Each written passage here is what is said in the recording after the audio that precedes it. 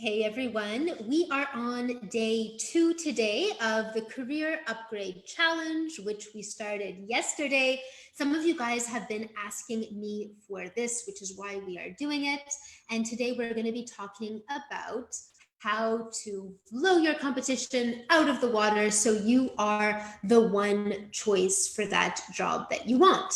So I'm going to just dive right into it. But first, if you haven't seen yesterday's career challenge, make sure you just scroll down a little bit on my wall and you watch that video. Or if you're here live right now, excellent. Watch this through with me, ask any questions you have, take advantage of the fact that you're live, and then go back and make sure you watch it yesterday. Because yesterday, what we were talking about was this kind of no-brainer tweak that you need to make if you guys want to be able to hit those really big career goals you have. Like those of you who are going, oh, wouldn't it be nice to double my salary? Wouldn't it be nice to be able to work remotely? And, you know, all of these big dreams you guys have, there's a simple tweak you need to make to actually have a chance at actually making any of those things happen versus sabotaging them before you even make any progress, which is what most people do. So anyway, that was yesterday's career challenge. Make sure you go back and watch that after this video. If you haven't seen it yet, make sure you add your input on that, answer the questions. And with that being said, we will dive right in to today's challenge, which is all about differentiating yourself from the competition so employers will come to you. All right, so I have a nifty little presentation here. Let's use it since we have it. All right. 1 second. All right, so how can you be the only choice, right? So many people tell me that, yeah, this is my career goal. I want to do all these things, but I have a really competitive industry. And there's a lot of people who want that same job because it's a really great position, or it's the kind of work that a lot of people enjoy doing and the pay is really great. And, just there's all these great things about the job. So of course, everyone else wants it. And how am I supposed to get it? Because there's always someone else 10 times more qualified than you and 10 times more experienced than you, or not experienced and not qualified, but they're friends with the boss or whatever, so they get the job instead of you. So how can you stand out from this crowd of people who are trying to get the same thing that you are? So here's the thing, right? More than 70%, it depends what study you look at, but generally more than 70%, 80%, 90% of people are actually dissatisfied with their jobs. And, a lot of them are going on these online job boards, maybe you as well. And you're looking at these positions, looking at, okay, which position might I want to get? And those positions are really competitive, right? And people are going on these online job boards, scrolling, applying, and going, oh, I didn't get the job yet again.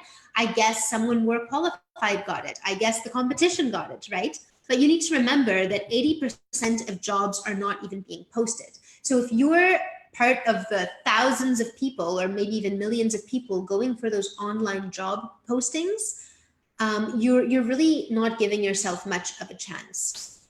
And then the 20% of jobs that are posted, where you're actually able to see them on those job boards, a lot of times they've already reserved it for someone else. So it might say it's an open competition, but in reality, they know exactly who they're planning on hiring, and you never had a chance in the first place. So yeah, you don't have much of a chance with these. And I think most people know they don't have a chance. Like, you guys have seen how this works. I'm sure you've seen someone, maybe even you, I know this has happened to me before, where you actually, a position is created for you or for someone else. And yet people still compete for these positions because they don't know what else to do.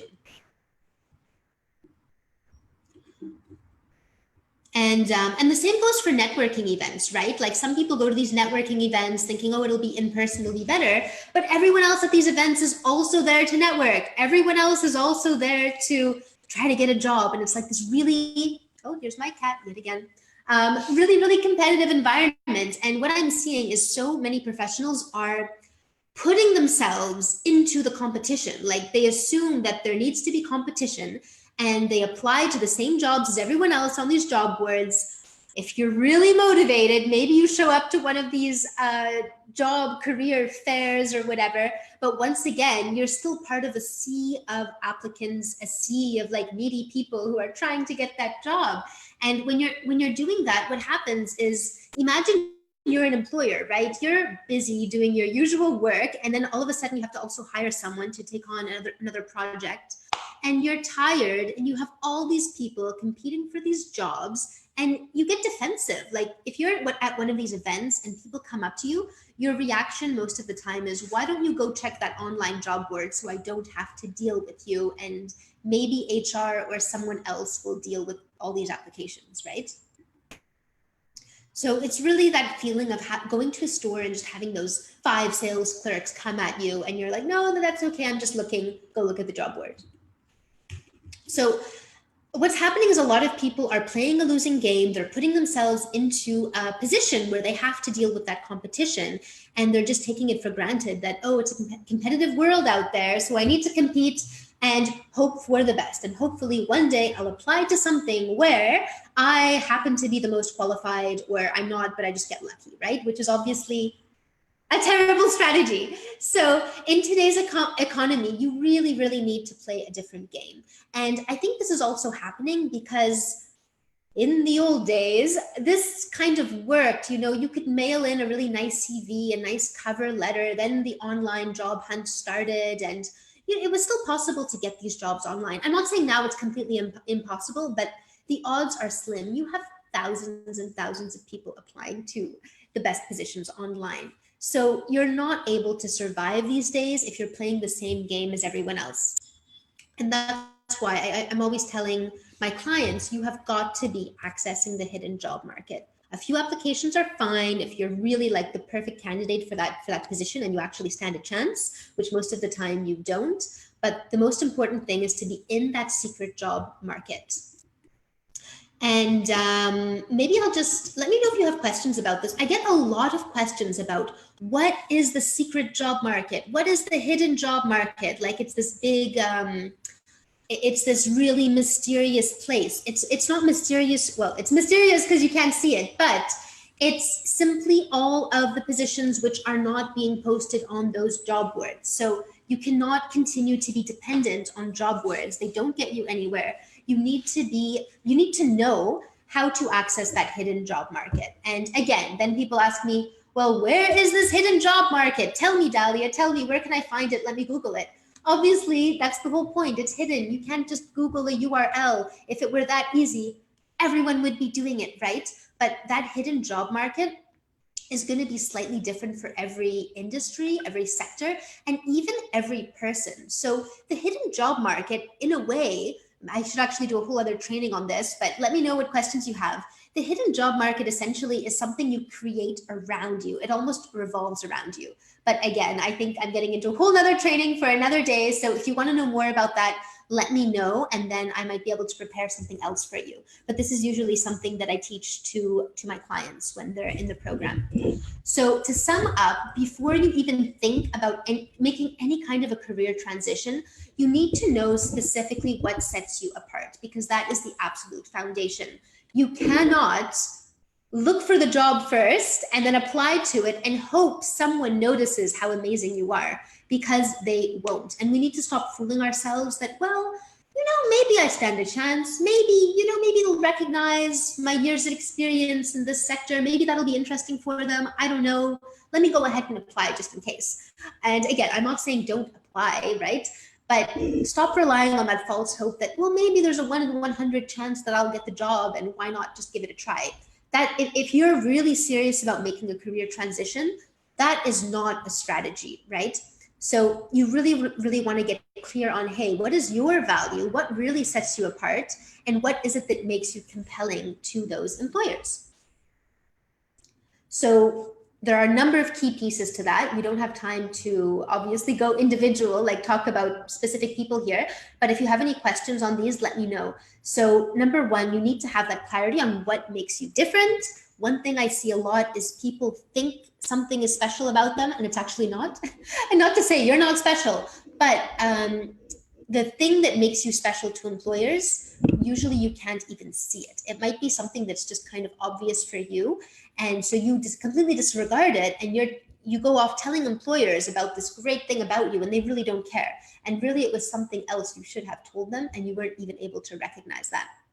So you also need to understand your value, obviously, especially if you want to get paid what you're worth.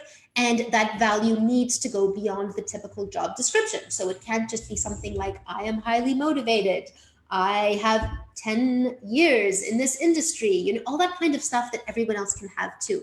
What is really, really special about you? And then the other thing I'm always telling my clients, which is something that sets themselves, it's one of the biggest factors in what sets them apart and what lands them really, really great positions, is knowing your mission. And not just knowing it, but being on that mission, actually living that mission. And that is something that will help you to stand so far apart from the competition, because most people are just looking for jobs. Most people are just trying to get some kind of an upgrade. They're like, oh, I'll go for that job because I'll get to earn 10% more, or oh, I'll go for that job because the work sounds interesting, or whatever it might be. But when you're really the kind of person on a mission, it completely sets you apart. So here's one example. This is Jaren, who is this amazing, amazing professional I worked with really, really recently. You guys can actually, if you scroll down in my profile, you can see our interview together, because his story is super interesting. But he was one of these people who was going from endless applications, you know, scrolling the job boards. He had some contacts as well. He was trying to network, and he just couldn't get himself to stand out, because international development, it's one of those sectors that, hey, everyone wants to be helping the world. Everyone wants to be getting those world experiences, and a lot of people are competing for those positions. So he was a father in Seattle, he had bills to pay, and meanwhile, he was just working in construction because he needs to pay the bills, right? And so he had tried all kinds of things to get into the international development world. He knew that's where he wanted to be. He knew that was the kind of work he was passionate about, but it always felt like someone else had better degrees than him, someone else had better experience than him, and he just didn't stand a chance. So even though he was actually lucky enough to have some pretty good contacts, they couldn't help him because his value wasn't getting across. He wasn't different from all those other candidates. So even though he's this great guy and he, you know, people liked him, they weren't actually offering him any positions, because they would tell him, well, why don't you go into the online portal, right? And then what happened when we started working together was he got really, really clear on his specific value. And obviously in the beginning that was tough, because he was not working in international development, he was working in construction, right? So how do you show your value from construction to international development? Well, there are a couple of key things you need to do for us to yank that out, uncover it, and then communicate it, right? But what happened when he did do that, when he really dedicated himself to that mission, when we took all of the key skills from what he was currently doing out and we communicated them to the world, that's where he was able to stand out. And within 6 weeks, he landed a dream role working with refugees with an NGO in Greece. So now he is getting paid to do exactly what he wanted to do. He decided he wanted to do monitoring and evaluation, that was his transition. And yeah, now the transition is complete and he's moving forward to next steps. But it all came down to that differentiation, because he'd already spent years going, just trying to compete, trying to apply. And that's something I see a lot of people doing. They spend years and years of their lives competing, applying, networking, and years later, they still haven't done what they wanted to do. So at a certain point, you need to say, hey, how serious am I about living the life I want to live, making the impact I want to make? And what is going on here? Why are people, if I'm so serious about this, why are people not noticing that? And what do I need to do to solve that and set myself apart from all these other people so that you're not competing anymore? And I think the unfortunate thing is that it's so taken for granted these days that the world is competitive, the job market is difficult, And you just need to keep trying. And if you get lucky, then maybe you'll get a good position, or maybe you'll get the position you want, and maybe you won't, and maybe you just have to make do. And that is not the case. Like, if you guys are really, really serious about getting something different, and like we discussed last week, you might not even know what that thing is. Like, Jaren didn't know he wanted to be a monitoring and evaluation specialist, okay? But if you guys know that you want something which is not where you are right now, and it's the competition that's holding you back, that does not need to be the case. So you absolutely have got to stand out. You have got to know what makes you different. And if that's something you guys want help with, definitely send me just a message. Let me know your situation. Let me know I'm working here and this is what I want, or I don't even know what I want, but maybe something like this, and then we can brainstorm that together, because this is something that is holding a lot of people back. Like last week we talked about going for your goal, right? And this is holding a lot of people back, even from going for the goal that they want, because they're like, well, that's what I want, but it's too competitive, so maybe I'll aim for this instead. And they go off into some direction which isn't right for them, and is also competitive, because guess what? Pretty much every sector is really, really competitive, right? So don't shortchange yourself by trying to find a sector that's less competitive, because if you don't know how to show your value, if you don't know how to communicate your skills, and if you don't know how to get employers really, really interested in what it is that you can do for them, that is a problem that's going to affect you no matter what sector you go into. Some of you guys have already been encountering this, where you're jumping from job to job or sector to sector, and every single time you're undervalued, every single time you find yourself competing and then settling for what you can get. So it's not about the sector, it's about uncovering what makes you valuable and showcasing that, communicating that, so that you can stop competing and you can be known as a specialist who stands out from the competition, and you can just stop worrying about all those other people who are on a totally different track from you, and just worry about your own path and your own impact. All right, guys, well, let me know if you have any questions about that. Let me know if you need any help when it comes to competition. And if there's no other question, we will continue tomorrow with day number 3. Okay, guys, thanks for being here, and good luck, and I will see you soon.